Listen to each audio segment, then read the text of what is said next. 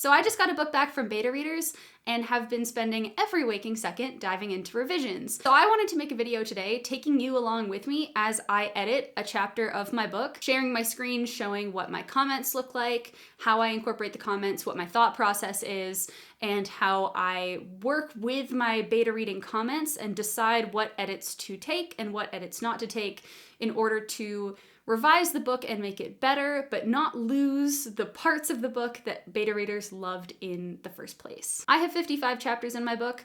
I am technically up to chapter 9 because I still haven't finished incorporating all the edits because I had to do a bit of a character revision last night and really work on one of my characters because he was the one that readers didn't connect with as much. I have a team of 6 characters and he was the one in that team of 6 that people didn't like as much, so I have to do a big overhaul of him. So technically chapter 9 is not done, but because I want to take you through the entire process, I'm going to work on chapter 10 with you and talk you through how I do this. Just for context, chapter 10 was the chapter in this book that was totally on the chopping block. I thought that this would be a chapter that I would end up cutting because it's pretty slow and is literally just my team of ghost hunters having dinner together. It is my main character's first dinner that she has with them where she gets to see them all interact as a team. And so I'm interested to see what my beta readers thought, whether it should go on the chopping block, whether it should stay in, whether they were bored at this point of the book or whether they were not. This is a long book. It was 153,000 words when I sent it out to beta readers. That was pretty much as short as I could get it.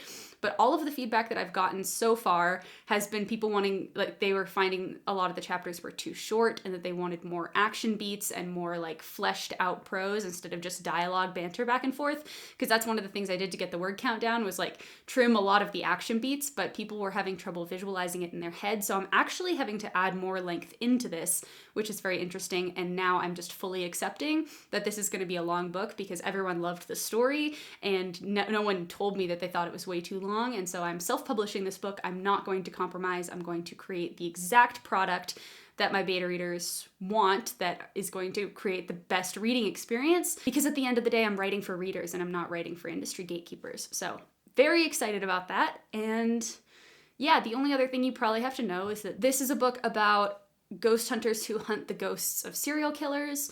We are on chapter 10, so my main character has now just gotten a job offer from this team of ghost hunters. She's moved into their ghost hunting safe house, and this is her first night at the house where she actually gets to meet the team. She's met a couple of them individually, but now she gets to meet them all together. So I'm going to just start sharing my screen and take you through it. Also, I think this goes without saying, but this is a first draft and very rough prose. This was just me sketching the scene together to see if this is something I wanted to keep in. So the prose is not going to be at the level that it would be if I were publishing this scene. So I used Story Origin to manage all of my beta readers for this project, and it was absolutely fantastic. It was very interesting. I started with a list of 200 beta readers. I emailed those and I got 167 signups. Then I had 112 people actually start reading the book. And then by the time I got to the end, I only had just under 50 or just roughly 50 people finish it. So only a quarter of those 200 beta readers actually got to the end. It's hard to know. At the beginning I was I wonder if the book lost them.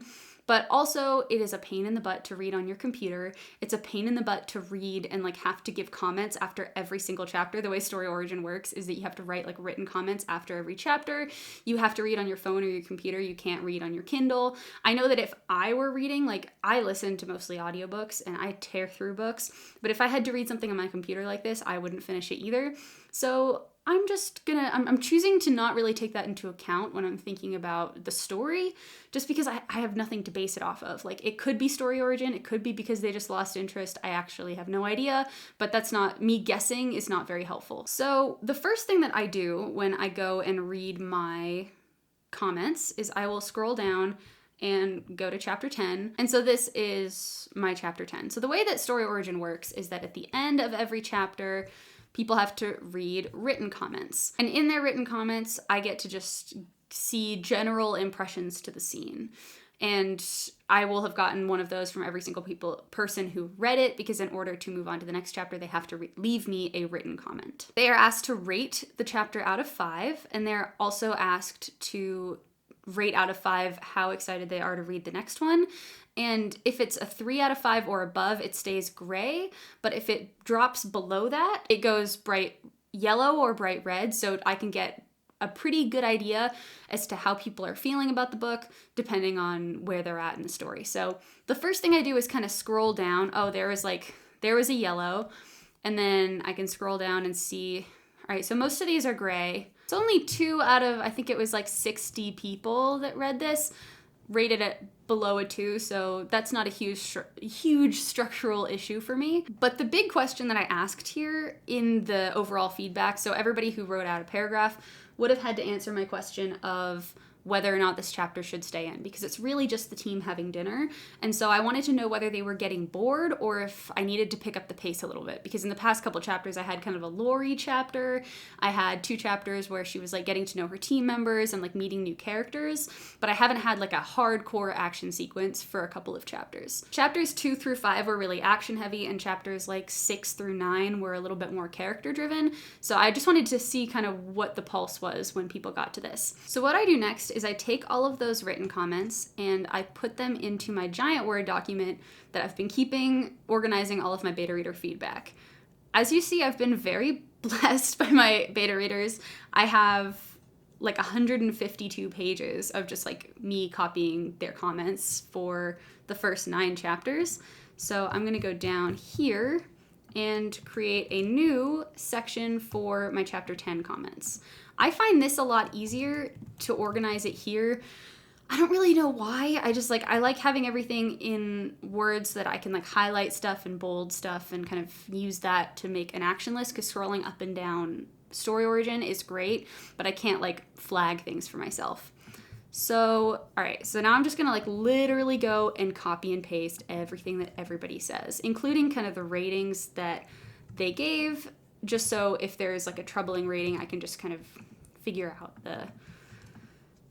put my finger on the pulse of what's going on. This is gonna be really boring, so I'm just really copy and pasting for probably about 10 minutes. Okay, so now I've pasted all of the comments that I've gotten for that chapter into my Word doc.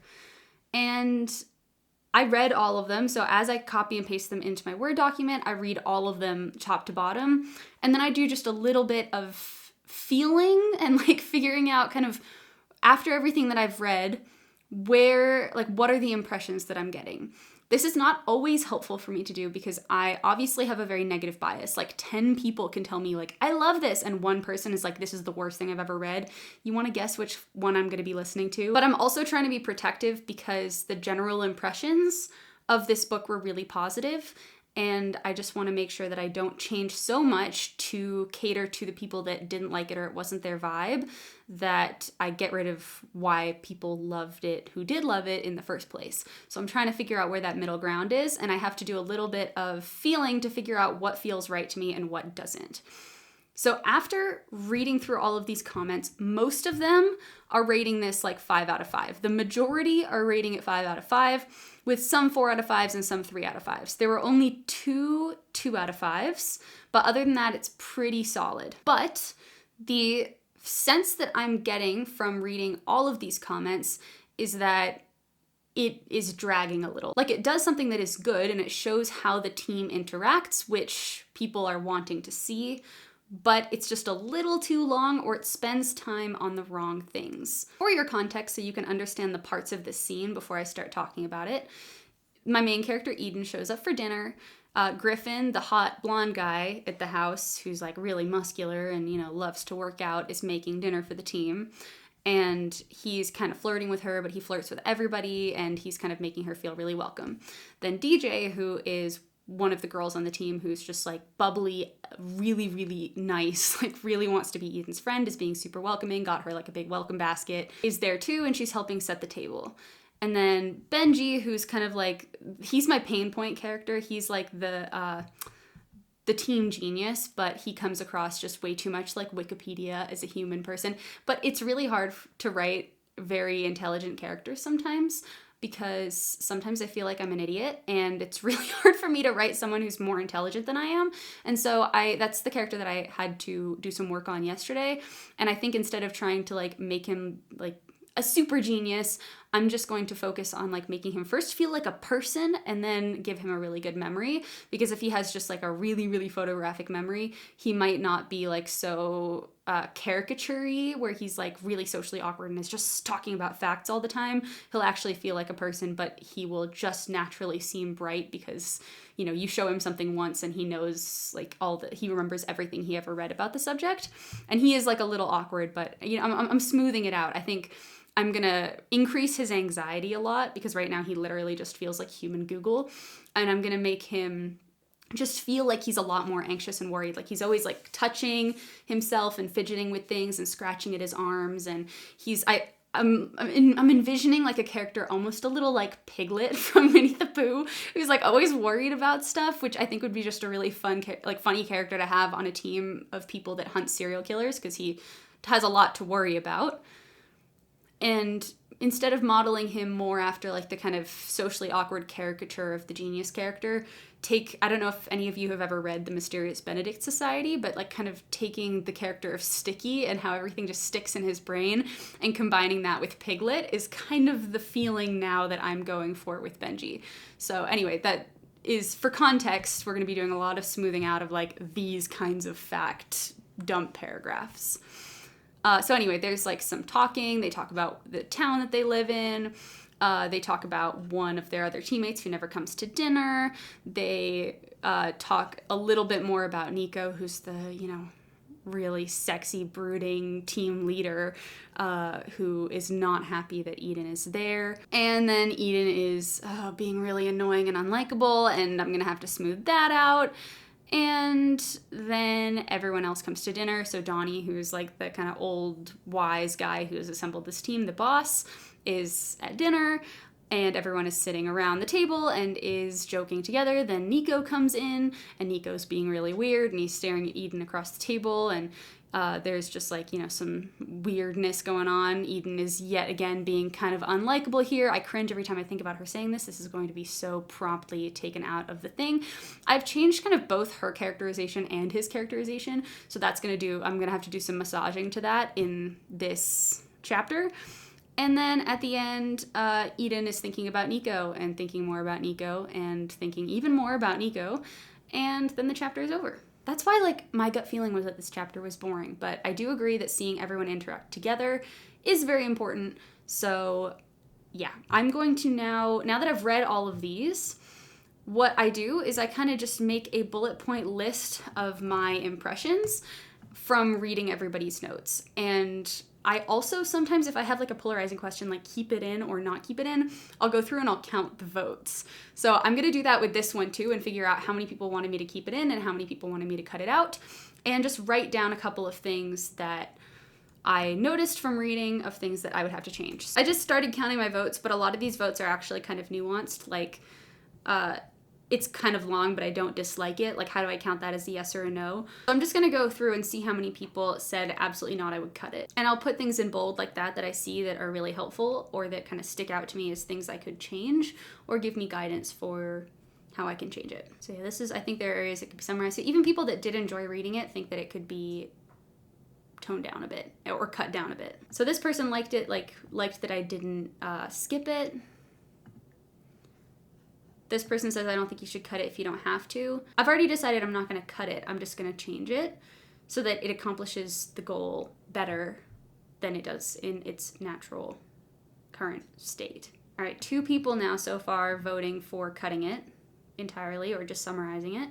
Yeah, I honestly can't stand this girl Eden. If anybody wants to hear about how I'm changing Eden, if you didn't catch my video from last week, I went in detail about all the changes I have to make to her character. I am enjoying her so much more, and now that I have my eyes open to that, I will read things that she does and I'll be like, girl, what are you doing? I can't believe that she can be super unlikable. But I did have some main character blinders on. But one thing that I did this week, like after filming that video that I did about Eden last week, was like introduce her mom as almost like she struggles with being judgmental towards people and having snap judgments and being defensive, but her mom was really open-minded and like was very not like accepting of new people, but just very curious and like open-minded and accepted I thought the best of people and didn't immediately think the worst of people. And so because Eden lost both of her parents. She wants to be a person that her mom could be proud of, so she's really like trying to be more open-minded, but she has to fight against her inner self to kind of fall back into that judgmental place. So it's still a flaw, but it shows her trying to be better, and it also allows me to really bring her mom into the story in a way that her mom wasn't, as in the story in my first draft. So it's kind of firing on all cylinders, and it's working really well, and I'm really liking that. Okay, this says, I believe the character could be shortened and have less detail, but keep the Nico. All right, so I think this is just for shortening. It's not saying to kill the chapter. Okay, I've gotten like through most of these, and I've only gotten 2 votes for cutting the chapter, so I am gonna have to shorten the chapter. I also made some notes to myself, like while beta readers had this book, about things that I knew I would want to do to it. So this is where I will like copy and paste the stuff that I had on my editing list too. This is part of my Eden rewrite, so things that she can do to show compassion. So now this is where I go through the comments and I will either highlight or put in bold things that I want to revisit and kind of add to my editing master list. So that's what I did here. Like, I would have found this more engaging if they'd been discussing the types of ghosts here. Gives the option to be a little bit more detailed on them and allow Eden to process it as well as the reader. I had DJ do a bit of an exposition dump on all the different types of ghosts in the previous chapter, and so this is just an interesting idea. If I just move that exposition dump here, that would give them something to talk about here. It wouldn't take away from like DJ's discussion with Eden, because the whole point of the DJ conversation is just to establish her as a character. I could take that info dump and put it in this scene, give everyone and the team something to talk about that is still going to be able to show their dynamics and personality while also giving lore to the reader. So I really like that idea, so I'm going to highlight that. This person did like the end with Nico, so that seems to be the consensus. That seems to be the consensus, is that people like the end because everyone's curious about what's going on with Nico, which is what I was trying to do in this chapter, even though I'm going to have to change him and tone him down a little bit because I seriously changed him in chapter 6 and the way that he approaches Eden, but that's not an idea, so I'm going to not do that. Benji needs toning down. Yeah, this seems to be the thing that is making everyone cringe, but I already wrote that, so I'm not going to highlight it. This is an interesting thought because I have been getting the feedback that Eden isn't processing her emotions enough. And so it's complicated when you get comments like this, when you have like a ton of people saying, I want more processing or more visual action beats and be able to understand how Eden's feeling more. And then you also get comments like this, like, I don't like that everything is written out. And so me as the author, like, I need to figure out how I'm going to balance this and what feels right to me. Because in order to cut it down to 153,000 words, I started at like 240, and I cut out a ton of Eden processing because I thought that it would be more interesting to leave readers the opportunity to come up with things on their own. But maybe I'm doing that a little bit too much here. So I'm going to highlight that as just like something to bear in mind while I'm rereading this.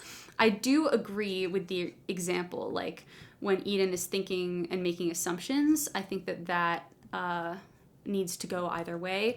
I'm not sure. I'm gonna reread it because it's been a while since I've looked over it and see how I feel about Eden's emotions. I think where the line is that she needs to process her emotions when her emotions change or are very important to understanding her relationships with the characters. When it's more of a focus on like portraying the other characters' relationships. Like in this scene, the focus is on showing the dynamics of the team. So in this scene, maybe she doesn't need to process as much, but in a scene with her potential future love interest, it's really important for readers to understand exactly how she's thinking about what he's saying, and so some more inner processing in that scene might make more sense. It's just always really hard for me to know whether I'm over-explaining something or under-explaining something. I feel like I'm always doing one or the other. I also highlight positive things just so I don't have a negative bias when I'm reading these highlighted notes. Like they say, better off keeping the whole thing rather than summarizing it. I'm not going to summarize it. I'm just going to condense it, but this is the problem. But also part of this is intentional. Like she does fall for anyone who gives her the slightest bit of attention because it's a trauma response. Yeah, stop assuming stuff. I think she comes across way too negative in her old version, but these are things that are going to be smoothed out. It's starting to get on my nerves. This is interesting. but I did this really on purpose. DJ's super protective of Nico, but people seem to think it's because she has feelings for him, which she doesn't. But I think it's good that people are wondering that and thinking about that and talking about it, and it's making them feel something, because I did that intentionally. Like, she comes on super, super strong when Eden criticizes Nico. Yeah, see, she definitely has something for Nico. Interesting theories that are incorrect. This is not going to be the case because I just hate the girls fighting over the guy trope. I think that maybe because Eden is thinking about who DJ is dating so much, that's why everyone's thinking that DJ and Eden are going to be like at odds over Nico, because DJ is not into Nico, and I just don't think I made that clear. It's like she's just very protective of him because he's been through some really bad stuff. This is good. Everyone's theorizing about Nico and wanting to know what is happening. This stuff, it says most of the chapter is filler, but liked the parts with Nico. I just think I need to, oh, this person, good. Yay! Excellent. That they picked up on that. Also love this. We love someone that catches the very subtle things that I set up in the book. Some relationships I am foreshadowing very far into the future of the series that don't come to fruition yet. Or maybe not, because my ideas change all the time as I'm writing, but that is definitely what I had in mind for DJ and Zoe. Interesting that they said it's one of my stronger chapters. I know the person who left this comment. It's interesting when you were able to like track different, like some people leave me a lot of comments, and so I've gotten very many familiar voices. Like there are a handful, like 5 people who comment a lot, and it's because I read their comments all the time, I've now kind of gotten to know them as readers a little bit. So it's surprising to me that this person liked this chapter, considering the things that they didn't like as much in previous chapters. I don't know. It's cool when I'm starting to get to know my beta readers, and I'm so grateful to the ones that leave me a ton of comments, like critical comments, like engaging critically with the text. It's really, really interesting and so helpful for me. Yeah, everybody hates Benji spitting the facts. Eden is totally being overdramatic and rude about Nico. So that's what's good, because now I'm going to make Nico be more rude to her, and her like fight to be compassionate and be open-minded and stuff and be like her mom is going to really lead to her having an open mind and really being accepting of him, which is going to make him push her away even more, and it's just going to add some fire to their dynamic. Interesting that one person liked Benji, but yeah, Benji's got to change. Here's another mention of getting rid of inner dialogue and thoughts. People want more Nico. So now that I have all of those, I have a pretty clear picture in my mind as to what has to happen to the scene and how it has to change. And so at this point, I will put away that feedback. I will reopen my story origin with all of my inline comments, and I will start working on implementing those inline comments. And so this is my Scrivener document for my project. Hold on, let me just put it in screen so you can see it. It's not actually called The Love Games now, but used to be. Yeah, and then here are all my notes for the chapter, like turn this dinner into an email, like summarize the conversation. But it seems like based on beta reader feedback, people don't want me to do that. But when I was cutting my word count down, this is one of the chapters that I had thought that I wanted to slash. So anyway, I made sure that the text in here is the exact same as the text from Story Origin, which I did before I got beta reader feedback back, just so that I could be like ready to go as soon as I got the comments. And I then start kind of going through it. I try to make this window a little bigger. So, okay, the first sentence. This reader said they've already walked by the kitchen during the tour, so it feels off having this here instead of the last chapter. That is a good point.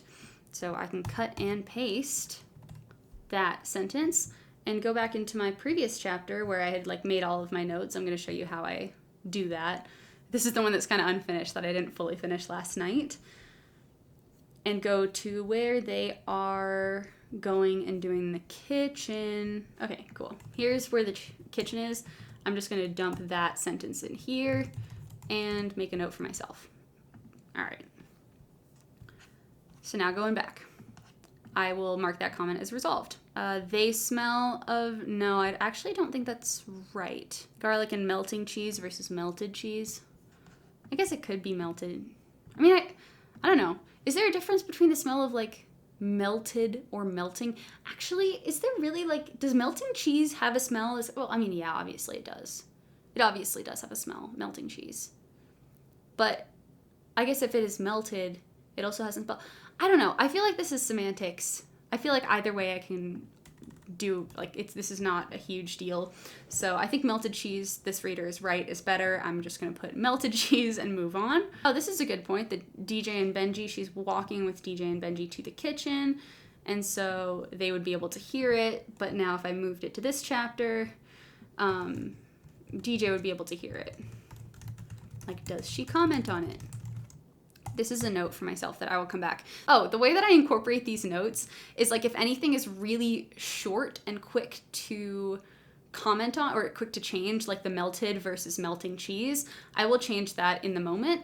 If not, what I like to do is I will type out notes to myself. Like I'll open a bracket and I'll be like, you know, change like XYZ thing to XYZ thing. And that way I can, when I have my editing brain going and like I'm thinking critically about the text, I can move things around and treat it kind of like a puzzle, and I'll make notes to myself. And then later on, once I have those notes, I can make myself a cup of tea, put on my creative hat, and just go in and write and fill in those blanks and fill in those notes. And it almost makes it feel kind of like a fun game of Mad Libs for me, because I can go in and fill in all the blanks. But it helps me separating the creative part of my brain from the editing part of my brain. So right now I've got my editor hat on, and so I'm just making notes to myself. So I have to decide, this is for later, so like decide what first sentence will be. Do we need a full description of the kitchen? Maybe. I actually don't know. This reader said, yeah, cringed here. Yeah, that's a little cringy. I don't know. It's only one reader's opinion, and part of Griffin's character is that he really is the guy to flirt with everybody, and I'm also revising his character, because this was part of his character before, but in my original version of this story, I played it kind of like I was setting up a love triangle, just because this book is spicy, and she can't have spice with her final love interest until really book 2. In my original draft, I figured out how I'm going to put spice in between them in this version of the book. And so the whole reason that the thing with Griffin existed, because she and Griffin hooked up originally in this book, was just so that I could signal to my readers that there would be spice in this book.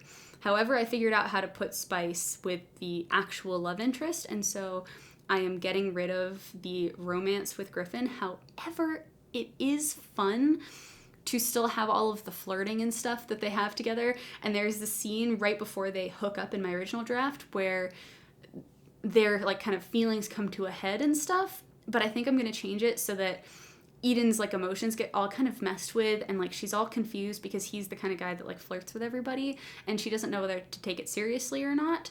And they like almost hook up, and then she realizes that actually she really doesn't want this, and like Griffin wants it to be casual. Sorry, this is like kind of a little bit of a tangent, but the whole point of this is for me to explain how I'm thinking about things. And the thing with Griffin's character is that he was in love with this other girl, and they were like joint at the hip, really, really close.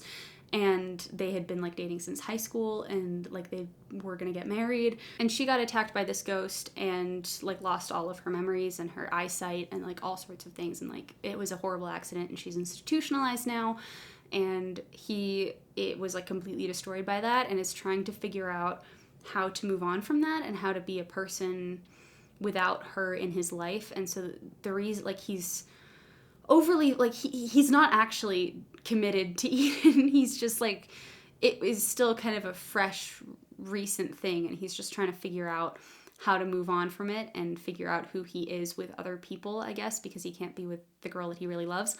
But I think I'm gonna see if I can figure out a way to like, through Eden's deepening developing powers, she may over the course of the series be able to get enough to be able to help reverse what happened to her, at least enough that like she gets back a semblance of who she was.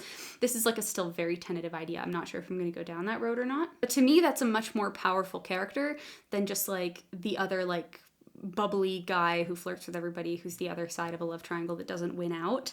And so I think he's kind of flirting with Eden, like half serious, like trying to see whether or not he can kind of move on and like have some fun with her. Then Eden has some trauma, and like latches on to that attention because she's so not used to getting positive attention from people, and it gets her all confused. But before anything happens with them, she's gonna realize that she actually doesn't have feelings for him and that she wants to be with this other guy. But that's kind of the dance that I have them doing in the beginning, just really because it's fun to read, and it's also a way for me to get this characterization of Griffin in, and I really think that it's super interesting, that whole relationship that he has with the girl and with himself and all that stuff. So he's supposed to be a little bit over the top, so just because one reader cringed doesn't mean that all the readers did, but I'm just gonna make a note of it.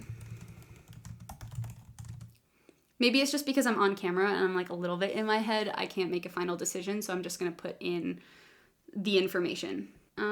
This is awkward phrasing. Yeah, this is correct. Phrase less awkward. And then I put that in brackets. Is there any romance happening?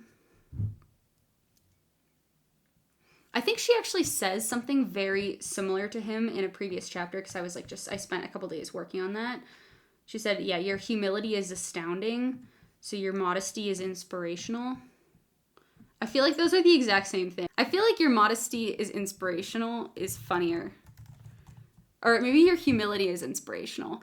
And then I can get rid of this. Has a sassy comeback. I can't be sassy if I'm on camera putting this on the internet, because I usually don't write on camera like this. It's hard for me to think about how I'm supposed to be sassy when I'm like filming me doing this right now. This is a very, very authentic look into my process, and I'm just a little shy, I guess. It's like I feel really self-conscious that I'm going to be putting this out on the internet, because I'm opening myself up to a whole lot of people judging me, but whatever. I don't make these videos for the people that will judge me. I make them for people who are interested and want to see how an author thinks through these things, because this is the exact kind of content that I would like to watch other people make. So anyway, is there any romance happening? I'm not quite sure what this reader is asking, because I'm setting it up for there to be potential, but I do want it to be a little confusing. I don't want people to know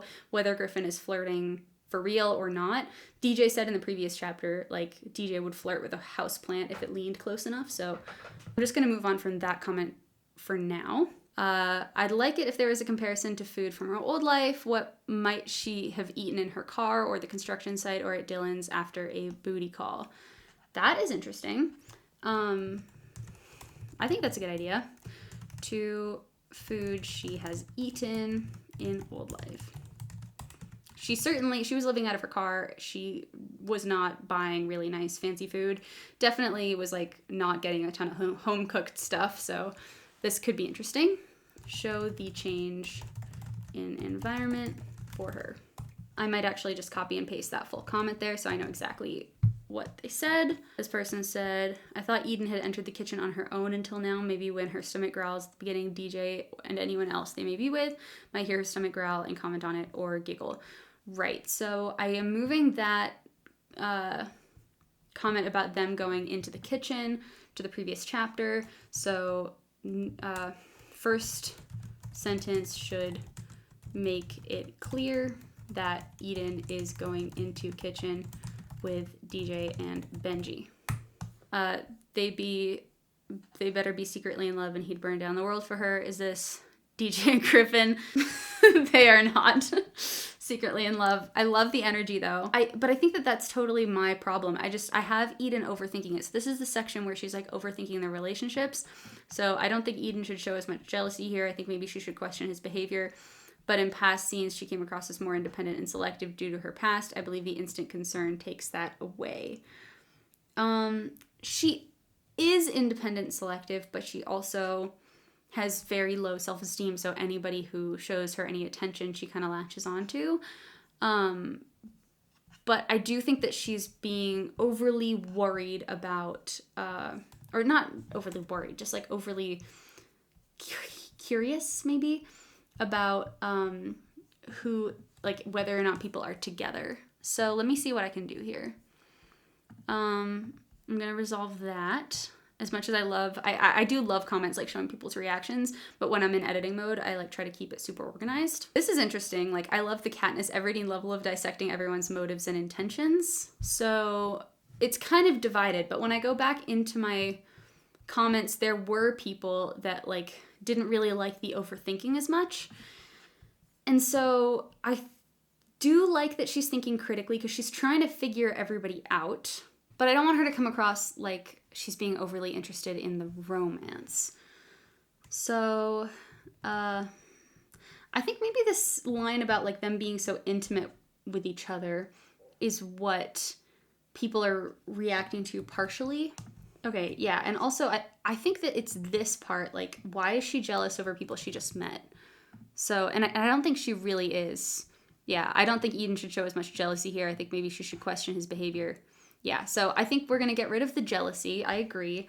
I do want her to continue trying to figure people out, but not in like a hostile way and not in like a judgmental way.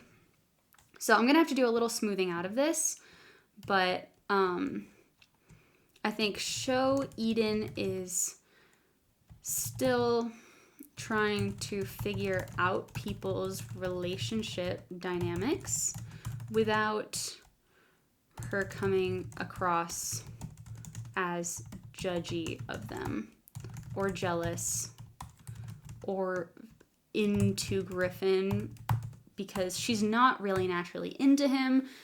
She just likes the attention, as I said. It's so interesting, like when you get a comment like this, and like you get comments like other people say like, I don't want her to be dissecting the action so much, and then they're like, I love it when she dissects the actions. It's really interesting. It's super helpful.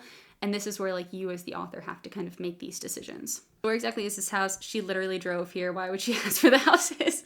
That is a very fair point. If you want to set the scene with a location, have the character ask what brings Eden to Pennsylvania. I actually don't need to know that, because this reader is right that people already know that she is in the middle of nowhere in Pennsylvania. So this is really like an excuse for me to shove in some Benji exposition. And people are not liking that he's reading like Wikipedia, so I'm going to delete that. I'm going to delete that. I do really like these interactions where like Benji's like, his death wouldn't be reflected in the census, and then DJ's like, stop, like, and throws a towel at him, just because I think that's really cute, the kind of like Wikipedia character, and like talking about like, this is why we can't take you anywhere. I feel like that's cute. However, all of this is not incredibly important. This was like scene setting, but not super important. I think this could be a place where I cut or have them talk about something else. Like, I do like that they're talking about dancing and going clubbing, because in book 2, I'm actually going to open in a scene with all of them at the club together. And I just thought that it would be fun to have them talk about like what life is like when they're not actively hunting a serial killer or on a case. This here could be a place where they all talk about the types of ghosts. And instead of talking about like clubbing or whatever, they could talk about the types of ghosts and like different missions that they've gone on, and like give readers more lore.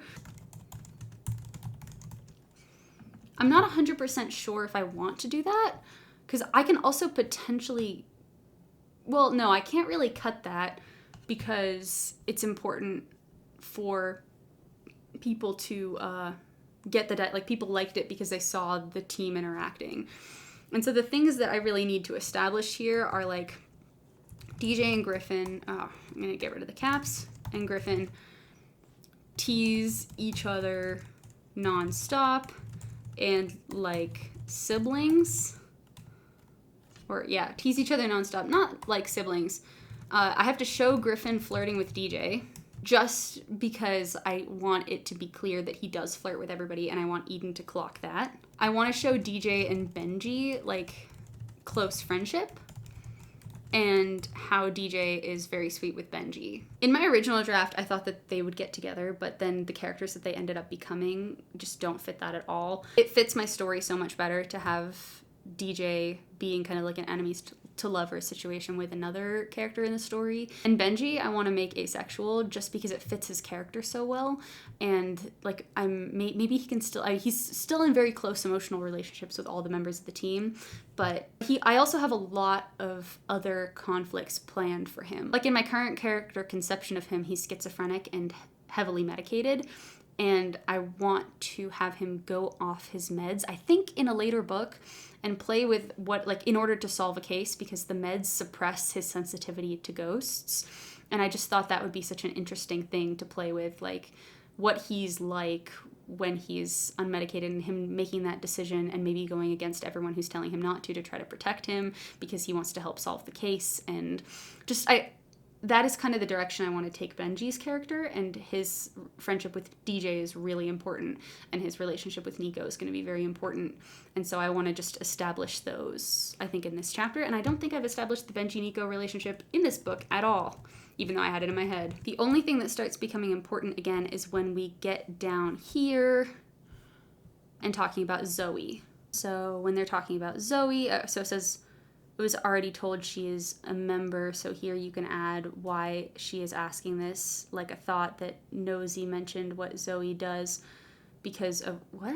Eden doesn't know, I don't think I've said the word Zoe yet, but Eden should notice, but obviously Eden should know that Zoe is a member of the team. So maybe instead of asking who she is, like, you know, not saying, like, is Zoe your teammate, but, like, what does, like, Eden can remember that Donnie told her in a previous chapter that all the team members have roles, and so then she can ask what the role is. Yeah, this was noticed, I think, in the comments, like, that she starts, I have to, like, go through and block the table setting.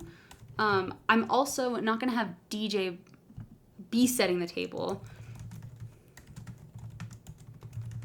because Eden is going to be setting the table. So the next step after I do this is I go and I open my notes, and then I figure out how I layer all of these things into my new structure for the chapter. But I always work with what I have from my beta readers first, just because then my text is the same. So if it's like, it's impossible to go through inline comments if I can't find the text that they were commenting on in the first place. So I do everything step by step. Yeah, I agree. So, you know, sets, like, puts the plates around the table, but this is going to be different because we are changing to Eden jumping in and doing this, and she's going to take initiative here. It's good to have the clarification of the only member on the team who can't see ghosts. And legitimately terrifying, she and Nico must be best buddies. Yeah, that actually doesn't make any sense either. Yeah, that is correct. I think I need some other transition to thinking about Nico, because she asks, what about Nico? Does he join team dinners? Because I like this thought about Nico, and, like, I want her to be thinking about him because I want to build mystery about why he is the way that he is. He is her love interest, and if that isn't already clear.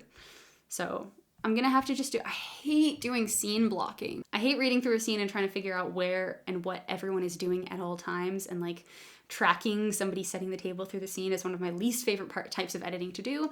So I'm not even gonna bother trying to do that yet until I figure out exactly how I want to block Eden taking initiative to try to set the table and doing all of that stuff, so she's not just standing around when everyone else is setting the table, because that does make her kind of annoying.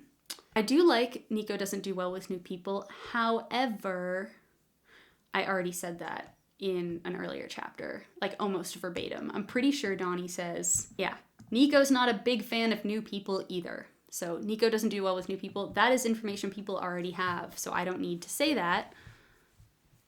But I do really like this. Like, they're talking about him the way I usually talk about Bob, who is her, like, antisocial chihuahua. But I don't know if I even need to say that, because, like, Donnie makes that joke already. Like, it says, like, Bob's not a huge fan of new people. Nico's not a big fan of new people either, so they have that in common. We've already done the Bob-Nico comparison, and so I think that we can get rid of that, actually. We're going to have some other Nico exchange here that is new. Then she asks, like, is he bipolar or something, which just totally doesn't work anymore, given the way that I've changed her character. Like, she would never ask that now. And also the way that I've changed his character. He has actually made it very clear why he doesn't want her there. He didn't, like, just kind of go hot and cold for no reason. He kind of chewed her out and was, like, very, very specific about why he doesn't want her in the house in the earlier chapters, so she wouldn't be wondering about him the same way at all here. And it wasn't even supposed to be insulting in the beginning. I wanted her to be like stumbling and clumsy when she was asking that, like she was actually wondering if he was bipolar, because like his switch was so immediate. Like he was like friendly and then the next day he was just so mean to her. So that was a genuine question on her behalf. But yeah, that did not land properly, and I need to revise that. Yeah, and this is a super fair assessment, like that in this chapter, Eden is like really focused on who DJ is dating, and for absolutely no reason.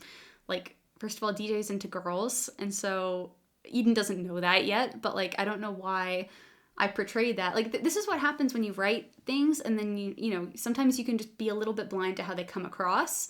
And it was just me trying to show that like Eden is like really trying to dissect the people around her, but it just does not play at all like how I guess I thought that I wanted it to play. But I think all of that stuff is not really working. So I need to write all of this stuff over again.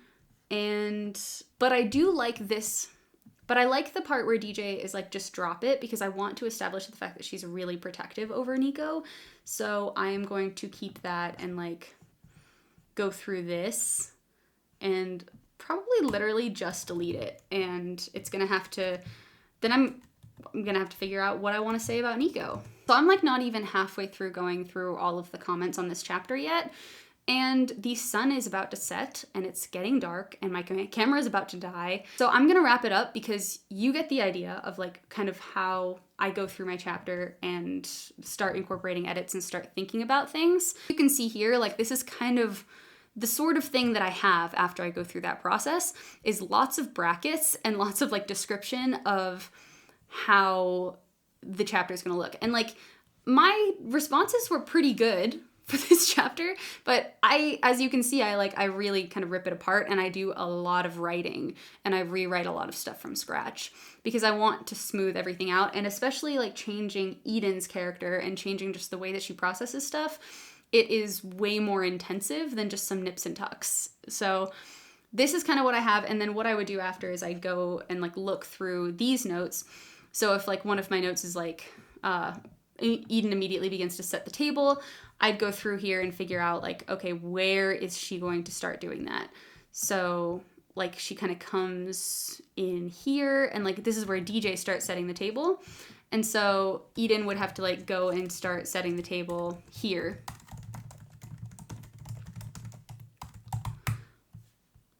And then I'd go through and like do all of the blocking for that. And once I have this structure, that's when I go through and I actually like make myself a cup of tea, put my creative hat on, and start focusing on writing and filling in all of those blanks and creating a new version of the scene that is more in line with my reader reactions and my new version of the story. Because I think the work that the chapter was doing was well received for the most part. I just need to change those things to actually have the new characters fit with the versions of themselves that I've created them to be up until this point, and have it accomplish what I wanted it to accomplish better without the pain points. I can't believe how dark it is now. It's just like, it's crazy now that I've started using natural light, like, and sometimes I'll film in the afternoon and like the sun will just set over the course of my filming time. And like at the beginning, my lighting was nice. And now like my face is like a tomato red just because the lighting in here is so bad and I'm getting absolutely no light from the window. But thank you so much for watching this video. I hope that you're enjoying these more like detailed dives behind the scenes and into my own writing process. They're kind of intimidating to film just because it's like nerve-wracking to share my actual writing and my actual thought process and my actual writing process on the channel, like with the shared screen and everything. But I hope it gives you an idea as to how I approach balancing all of these comments and how I approach making decisions when it comes to taking people's opinions into account. This is one of the reasons that I really advocate for getting as many beta readers as you can, because if I'd only had 5 beta readers, I might have only had 5 people that loved the book, or only had 5 people that didn't. And with 50 people plus, I'm able to get a very good, healthy idea of how many people in my target audience it's working for and how many people it's not working for. So I have the scary flashing red low battery light on my camera, so I'm going to just quickly say thank you for watching this video. And if you have a second, I would be super grateful if you could like it and also subscribe to my channel. My name is Claire Fraze, and I'm an award-winning author who makes weekly videos sharing actionable writing tips that helped me make my own writing better. I'm the author of the 5-book paranormal thriller They Stay series, including this new series, which will be coming out early next year. I have yet to announce my release date, but that's because I wanted to get an idea as to the scope of revisions I would have to make. I'm on chapter 10 out of 55, and so far it's going well, but it's going pretty slow. But I am prioritizing quality, and it's going to be a long book, but it's going to be a long, high-quality book where thought was put into every single word and interaction that went into that book. And I never publish anything that I don't stand behind 100% and that I haven't poured my heart and soul and effort into. So it will be released when it's released, but I'm aiming for early next year. And yeah, I hope you have a fantastic week, everybody. And as always, happy writing.